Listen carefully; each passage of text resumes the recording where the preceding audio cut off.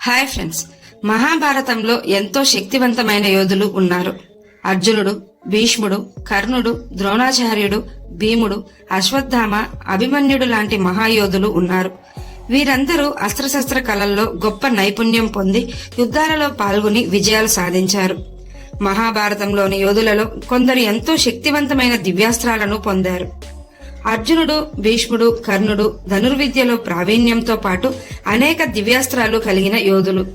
వాటితో పాటు యుద్ధానికి వారు ఉపయోగించే రథాలు కూడా ప్రత్యేకమైనవి. అయితే అర్జునుడు, భీష్ముడు, కర్ణుడు కురుక్షేత్ర యుద్ధంలో ఎలాంటి రథాలు ఉపయోగించారు, వాటి పేర్లేమిటి, వారి రథాలపై ఉన్న జెండా గుర్తులతో పాటు ఏ దేవుళ్ళు ఉన్నారు, ఈ ముగ్గురు యొక్క రథాలలో ఏ యోధుని రథం శక్తివంతమైనది, ఇలాంటి సందేహాలన్నింటికీ సమాధానాలు ఈ వీడియోలో తెలుసుకుందాం. వీడియో చూస్తున్న వారిలో శ్రీకృష్ణుడి భక్తులు ఎవరైనా ఉన్నట్లయితే తప్పకుండా జై శ్రీకృష్ణ అని కామెంట్ చేయండి. అంతకంటే ముందు ఎవరైనా మన ఛానల్ ని ఫస్ట్ టైం చూస్తుంటే ప్లీజ్ సబ్స్క్రైబ్ చేసుకోండి. అలాగే ఈ వీడియోని తప్పకుండా లైక్ చేయండి. మీ ఒక్క లైక్ మాకెంతో సపోర్ట్ నిస్తుంది. రథం అనేది రథసారథి ద్వారా నడిచే ఒక బండి లేదా వాహనం. వేగంగా నడవడానికి గల శక్తి కోసం గుర్రాలను ఉపయోగిస్తారు. రథం 2 చక్రాలతో అలాగే 2 లేక అంతకంటే ఎక్కువ గుర్రాలతో లాగబడుతుంది. రథం భౌతిక శరీరాన్ని సూచిస్తుంది.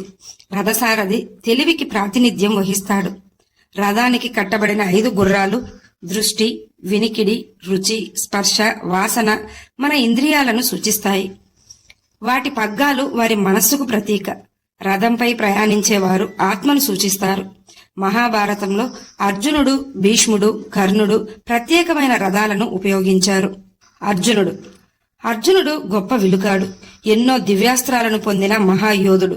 కురుక్షేత్ర యుద్ధంలో అర్జునుడు ఎంతో శక్తివంతమైన రథాన్ని ఉపయోగించాడు.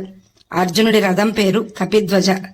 ఈ రథాన్ని అగ్నిదేవుడు అర్జునునికి ప్రసాదించాడు. ఈ రథం ముల్లోకాలలో ఎక్కడికైనా వెళ్లడానికి ఉపయోగపడుతుంది. కురుక్షేత్ర యుద్ధంలో అర్జునుడి రథం యొక్క రథసారథి శ్రీకృష్ణ భగవానుడు. సాక్షాత్తు ఆ భగవానుడే రథసారథి అయి పాండవులను అలాగే ధర్మాన్ని గెలిపించాడు. ఇక అర్జునుడి రథంపై ఉన్న జెండా హనుమంతునిది. అయితే ఆ జెండాపై హనుమంతుడు ఎందుకు ఉన్నాడన్నది ఇప్పుడు తెలుసుకుందాం. హనుమంతుడు చిరంజీవి కాబట్టే మనకు మహాభారతంలోనూ కనిపిస్తాడు. అర్జునుడు ఒకసారి హనుమంతుణ్ణి రామేశ్వరం వద్ద కలుసుకుంటాడు.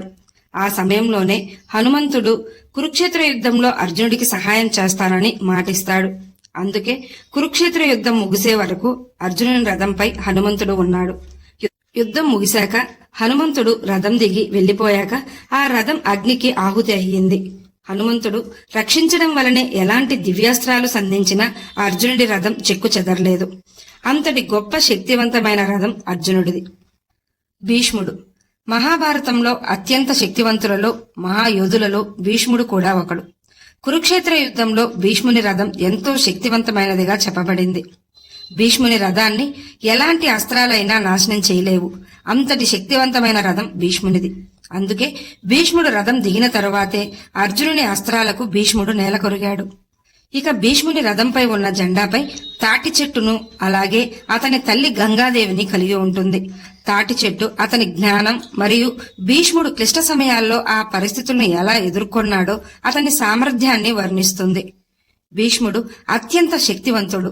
అలాగే భీష్ముని రథం కూడా ఎంతో శక్తివంతమైనది.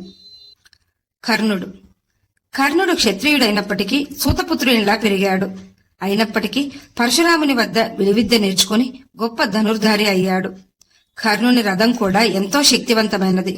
కర్ణుని రథంపై ఉన్న జెండాపై ఒక తెల్లని శంఖం అలాగే బంగారంతో చేసిన ఏనుగు తాడు అలాగే మహాశివుడు విరాజితుడై ఉంటాడు.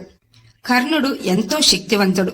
కాని రథచక్రం భూమిలో కూరుకుపోయి నిస్సహాయ స్థితిలో ఉన్నప్పుడు అర్జునుడు కర్ణుణ్ణి వధించాడు. కర్ణుడు రథం శక్తివంతమైనదే కాని కర్ణుని శాపాల కారణంగా నిస్సహాయుడై మరణించాడు. అందరిలోకి అర్జునుని రథం శక్తివంతమైన రథంగా చెప్పబడింది. ఈ ముగ్గురు రథాలలో ఎవరిది శక్తివంతమైన రథంగా మీరు భావిస్తున్నారో తప్పక కామెంట్స్ లో తెలపండి.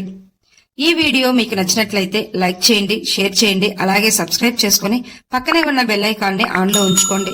Thanks for watching.